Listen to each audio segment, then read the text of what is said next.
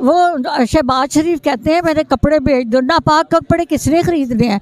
आपको अगर पाकिस्तान से और पाकिस्तान के लोगों से मोहब्बत है, सब लोगों को कहती हूँ, जो डॉलर आपने जमा किए हैं वो डॉलर दे दे, हमारे कर्जे उतर जाए। अगर आप पाकिस्तान के हमदर्द और खैर ख्वाह हैं, मेरी आपसे दरख्वास्त है कि अब हम मरने वाले हैं, ना आप खा सकते हैं, ना पी सकते हैं, ना कहीं हमें चैन आती, ना हमें नींद आती। शहबाज शरीफ, मैं आपसे मुखातिब हूँ कि आप प्लीज़ आपकी बड़ी मेहरबानी होगी कि आप ना जो है डॉलर हमें दे दें। इसहाक डॉलर को भी कहो कि वो हमें डॉलर वापस कर दे, पाकिस्तानी ख़जानों में जमा कर दे। ये नापाक कपड़े लेके हमने क्या करना है तुम्हारे, हराम के कपड़े पहने हुए।